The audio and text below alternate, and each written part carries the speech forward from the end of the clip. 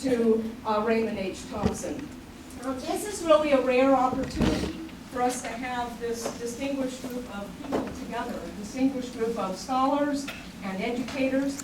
Not only the people on our panel, but many of you also in the audience, and we appreciate you being here and look forward to some very interesting conversations. You know, field schools are special places. They're special places for students to have an opportunity to learn the knowledge and skills of anthropology in the context of conducting actual research. But in addition to that, if we think about what happens at a field school, and what you're going to hear this afternoon, is field schools and the research that is conducted there not only contributes to, but actually establishes much of the methodological and theoretical debates of archaeology. And we'll have an opportunity this afternoon to get a glimpse of some of that. But I want to make a comment, make some remarks about student learning before we move on to the rest of the program. Now, I am in applied sociocultural anthropology, so I actually never attended a field school. I do take students into the field to conduct research, and have taken many. In addition, I had the privilege of being able to visit our field schools the past 2 summers and to observe and participate with the students. So it's from that vantage point that I'm going to make my comments here this afternoon and just offer a couple of observations. Now, some of what students learn at field school is obvious. And I want to talk about what they learn beyond anthropology, because you're going to get a lot of opportunity to hear about what they learn related to anthropology. So some of it is obvious. They learn how to live together. They learn how to problem solve in groups. They learn how to get by without some of the conveniences that they are used to. And because many of our field school students come from across the United States and some from other countries, they also have the opportunity to learn about the Southwest, to learn about by sleeping in tents or cabins and interacting directly with their environment.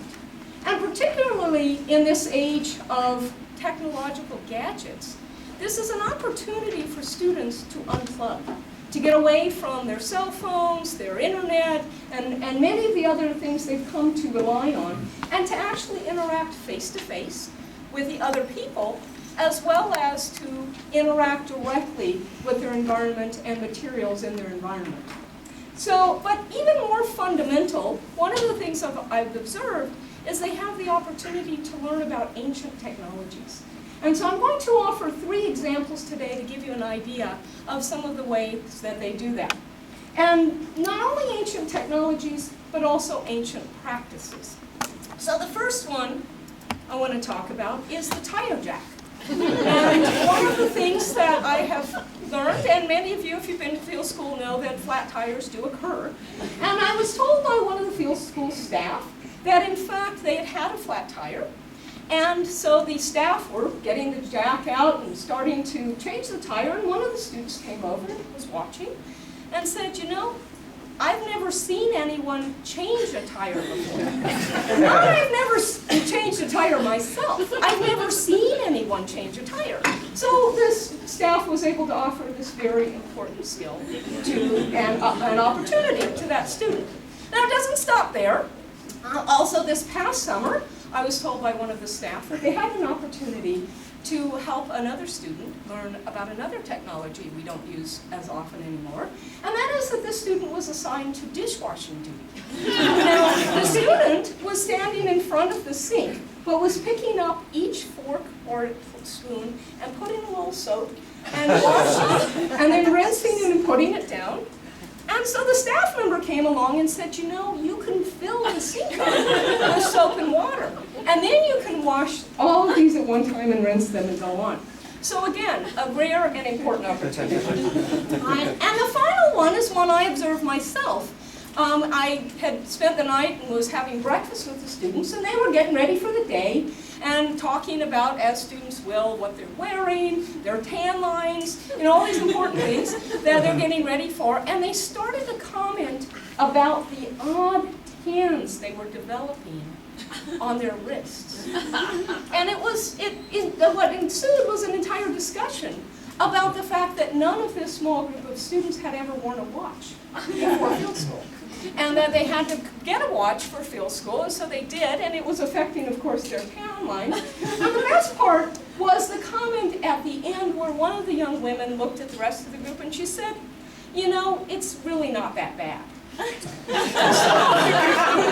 nice for the rest of us to know that it's not that bad that we have them wear watches while they're at field school. So I could go on because, as I said, as field schools evolve and develop, I imagine from the very first field school today, the people who were running those field schools were having those opportunities to introduce students to things that had become ancient technology in much of the rest of the world. So with that, I'm actually going to turn the program over to somebody who needs no introduction whatsoever, and that is the former head of the Department of Anthropology, former director of the Arizona State Museum, Rieger Professor Emeritus, Raymond H. Thompson. And he's going to offer a few words about the history of field schools. If you would please help me welcome Professor Thompson.